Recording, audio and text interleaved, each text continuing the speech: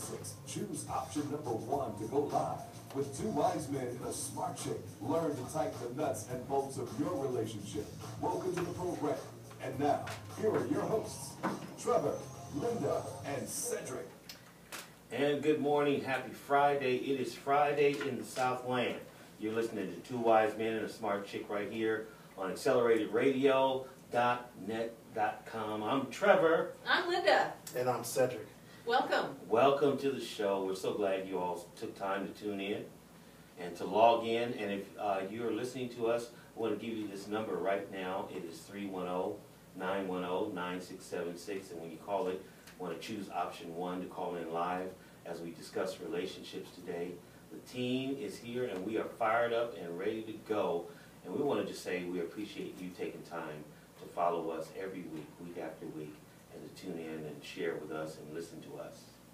And I really want to just be very grateful for a moment, because this is such a joy for me and my brothers to talk about life in a way that maybe you don't in your own life, but maybe you wish you would. All of us really want to sit in a place where we just feel loved and healthy and happy, and gosh, we get to talk about it today. I'm so glad. And what do you think we should talk about? I got some ideas said. Do you want to hear? Well, I think first of all, we just, coming into it, I think, we had another Friday, we at the end of the week, and we've toiled and struggled through this thing, and relationships are always, I think, get affected in that. But, I think the fun thing is being able to talk about it, being able to actually laugh about it, talk about some of the struggles and laugh at some of the things that we go through in relationships and whatnot. And I do want to encourage our listeners to use this hour to take a step back, laugh at some of the stuff that you go through. Laugh at yourself. Laugh at yourself. Realize that you're not perfect. Realize that you don't have it all together, and even realize that maybe sometimes relationships are there just to not necessarily be a thorn in your side, but it actually is there to help you grow. So I want our listeners just to realize that we're here not necessarily as experts, but we're here just to flush out some of the stuff that's in your mind. You know, I was thinking a lot today about something that happens in, I think, every relationship. Go into a relationship, loving our person and thinking, oh, things would be great if they just changed this. Like we have this little idea that everything is perfect, but we just need a little tweaking here and there and there. And that's called, how do we change our relationship so we like it, and why that never works. It never works. Wow, that's a pretty heavy thought. Yeah, because I haven't had success at that. Yeah. Changing the relationship to where I like it. Yeah. 20 years in this thing, I think I've just kind of learned how to accept those things as though they are. Yeah. And move forward. Yeah, yeah. I take just I enjoy what I enjoy about my relationship so much. I just let that carry me. Yeah. I let that carry me. Yeah. Because she's just a wonderful woman, and I just enjoy. Maybe I'm saying this too because I'm gonna miss her. She's leaving town today. Oh, you're kind of leaving there. Bye, Loretta. Yeah, buddy. He's feeling it. Got to struggle through that thing. Yeah. Call me, man. I know how to get through those dark seasons, man. 4 days that Karen was gone, I felt like my world turned upside down. Man, I was like, who, what? Somebody said, what's your name? I don't know. Where do you live? When she gets back, I'll tell you, because right now I'm homeless in my heart. Yeah, but I think Linda made a good point. Because by nature, I think we always think about what could be better, except when it comes to ourselves sometimes. But yeah, that's a pretty interesting thought. And I think all of us get caught up in it at one time or one level or another, particularly maybe after the honeymoon in the beginning. We start to notice red flags or things that we don't really like. Yes, and it makes us very proactive. Like, oh, I love this person. I'm just going to get them to change this, and then I'd be really happy. Wow. And I think a lot of people in relationships kind of have this way of looking at their partnership loving their partner, but knowing that there are things they don't like and believing in their head that if they change them, everything will be well. I want to talk about this complex and very present arena of where people find themselves and what it does to a relationship. Well, I don't think you can change anybody. If you fall in love with that person for who they are, changing them then changes the dynamic of your love. I mean, you know, if you met that person in a certain situation and you met them and you fell in love with them with who they are, then trying to change them somewhat changes your love level in some regard, because you can't change anybody. People are who they are, and you have to learn how to love folks in their good and their bad. I think I love my wife's flaws just as much as I love her, you know, her good stuff. But I've learned to get to that level because, like I said, you can't change anybody. Changing someone then is changing how you love them, and that's not how you fell in love with them. I think a lot of people who find someone they love believe in their mind that they know what's best. It's not out of malice, it's not out of anything but love, but this is the way we're wired. People are wired to help. People are wired to improve. And we do this in relationships without knowing what you just spoke about, which is wisdom. We don't enter relationships wise. We enter new. We enter wanting. We enter hoping. And we enter ready to alter what is there so we can be what we want. Is that impulsive, or is it learned behavior? That's human behavior. Okay. That's what everyone does in the beginning of a relationship. That is heavy. Yeah, that is heavy. I mean, I can only take it from my perspective. Mm-hmm. I don't know if I ever have tried to, I don't know if I've ever tried to change my wife. Well, change can look like this. Okay, you love your wife. Yeah, You go back 20 years. yeah, Why does she do that? I hate the way she does that. yeah. Okay, I mean, I guess there's some that's things that I don't- that's wishing there was change. Yeah, well, I guess for me, it's not that I was wishing that there's change. I just wish she didn't do it that way. Well, what is that? That stop a behavior so I can feel better. Yeah, I guess, but I didn't want, it wasn't that I was trying to change her. I just didn't like how she did that. So, you know, she didn't fold a t-shirt like my mother folded it. That don't mean I want to change her, it's just that you're not folding the t-shirt how my mother folds it. But I've learned to accept the folding of the shirt and the washing and cleaning of the shirt more so than how she might fold it. So I found myself appreciating Yes. her kinks and her nuances and her design in a way to where it's like, okay, I guess for her and I, our thing is always, is this bad enough to get us to the courthouse? Mm. If it's not bad enough to get us to the courthouse, then let it go. Yeah, that's great. You know, and then I guess it depends too on what it is you're trying to change. You know, you have to evaluate that, I guess, at some point, because folding a t-shirt and the way you cook might be two major different things. It could be. Because I gotta eat what you cook. It could be. And so. Or if you don't cook. Uh-oh. If you don't cook, we gotta change that. Right. Because we can't afford to eat We out can't all the afford to time. eat out all the time. Or am I gonna do all the cooking? Yeah. You know? Here's something that by default, here's something that, I'm the iron man in my house. I iron all our clothes. This is a beautifully ironed shirt You you're know, wearing, okay. Trev. You're like my brother-in-law. See, he irons everybody's clothes. Yeah.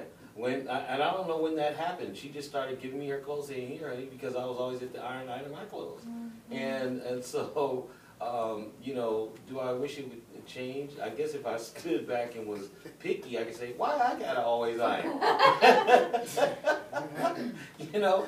But I do a lot of thinking while I'm ironing, just like I do a lot of thinking while I'm driving. and she just hands me her clothes and I just do them. I think what we're talking about is we've learned, all of us have learned that we want to be in this relationship more than we want our way all the time, so we will accept how another person is different and we will accommodate. Yeah. Like, you may not be, you know, thrilled to be the king of ironing, but you accept the job and you continue to iron. Like, I don't, you know, you talked about cooking. My husband does all the cooking. Yeah. I'm very fortunate because I'm kind of crappy in the kitchen. Can I say that word? Sorry. Yeah. Okay. You're fine. All You right. said it. You said it, so. Okay. And, you know, the deal is, he's in there creating something gorgeous for me to imbibe in. It is my duty to clean up. Do I like it? Oh, no, I don't like it. I try to get out of it all the time. But I know that's my share. Would I like to change it? Well, no, I'm not selfish. But sometimes I just don't want to do it. That's pretty human. But I've signed up to be with this person. And I think what everybody's talking about here when we use the word change, and can you change another, what I'm hearing from the two wise men is, look how I've adapted. Mm. Both of you are talking about adapting to somebody you want to be with and accepting that they're different. That's the message here. Mm. Yeah, you know, I'm wondering, I'll ask the question, you know, could it be that, how do I ask this question? That what you look at that you would like to change, does it complement the relationship in any kind of way? I mean, because I look at myself as the Iron Man. I like that title. Iron Man. I'm bringing my Iron Man to I just you. came up with that right now. They made a movie out of you. Yeah, I'm the Iron Man. It's all right. But I look at it as, when I look at the whole picture, it complements the relationship. That's Yeah. one thing she doesn't have to do. I'm happy to do it so that she doesn't have to do it. Do I wake up every morning enthusiastic about doing it? No, it's just part of my day. Right, yeah, and I think when we deal with the ideology of change, sometimes you have to learn how to change yourself. It's not so much that you're changing your partner. I think that's where growth comes from. You know, your prayer, your anguish, or your outcry can't be, change this person. No, change me so I know how to fit with that person. Yeah. For my wife, she's a big-time caregiver. She will go through and she'll wash, she'll cook, she'll clean, she'll tend to the kids, she'll tend to me, and at some point, I have to be that, since we're dealing with superhero characters, I have to be Batman. I have to come in because Gotham City is taking over. Wow. And so I have to come in and say, hey, let's take a step back. You need to, here, go get your nails done. Here, go get a massage. Here, let's go out to lunch. I have to be that Batman type to come in and rescue her because she's giving so much of herself. And if I was a person who was selfish, I'd let her just do that and, okay, she's gonna take care of it. But because I love her, as I was telling her a couple weeks ago, okay, I have to step my game up to do more housework. Because you cannot do this. You can't do this. You can't keep running at this level like this. So the change has happened for me, not so much me changing her. So what we're describing, and that was beautiful how you spoke about that, is learning to look outside yourself, not just at the person who isn't giving you what you want. You have to look at the arena that you're creating, which is a family, a unit, a relationship, a couple, a something. You're building something. And in that contribution, what you are contributing is only half of it. You're not the whole. You're not the whole where it looks like this in my mind and I must have what's in my mind. You are contributing to something bigger than yourself. And I think there's a cliche that is used in our environment and in our business quite a bit, and it may even be political, but it says, be the change you want to see.